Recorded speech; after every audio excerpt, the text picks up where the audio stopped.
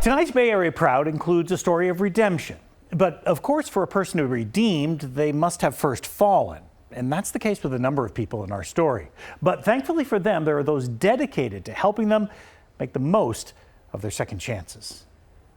So I think a few of you will be speaking. Most graduations cap off an achievement a few years in the making.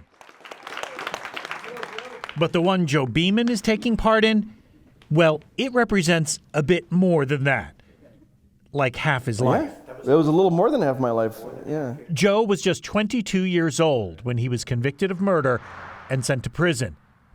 He would spend the next 24 years there. You know, part of me felt like I deserved to be there. You know, that I deserved to die in prison.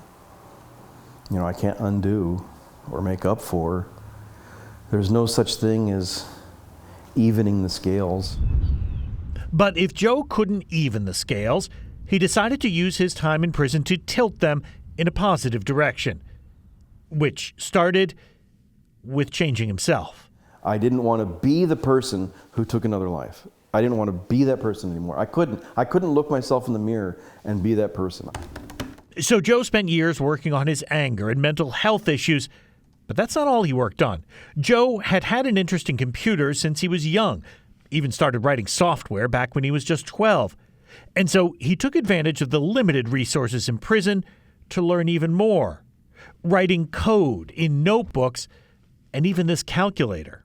I wrote full-on apps, typing on those tiny little calculator keyboards, literally thousands of lines of code. This is the Pillar 1 classroom. Which is why when Joe was released a little more than a year ago, he couldn't have landed in a better place than here. Each fellow has their own room. CROP, or Creating Restorative Opportunities in Programs, was just launching Ready for Life, a comprehensive residential program based in Oakland aimed at turning the formerly incarcerated into the currently employed in the tech world. It's a very challenging program. In addition to classroom trainings, there were real-world tours of Silicon Valley companies. You know, here I am, you know, I'm at this campus with all these engineers and just wondering, how is this my life, you know?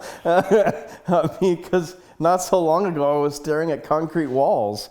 No matter how many naysayers we have to battle, we're going to continue making that pathway. But now, as part of Ready for Life's first graduating class, Joe and the dozen other graduates can now stare at their diplomas instead. Okay. Each one being given a second chance to make a positive contribution to society. More groups like that are needed for society. For Joe, it starts this week with an apprenticeship at the SAP Academy for Engineering. It's an opportunity to look back at something I can be proud of instead of all the things that I can look back on and not be proud of, to put it mildly.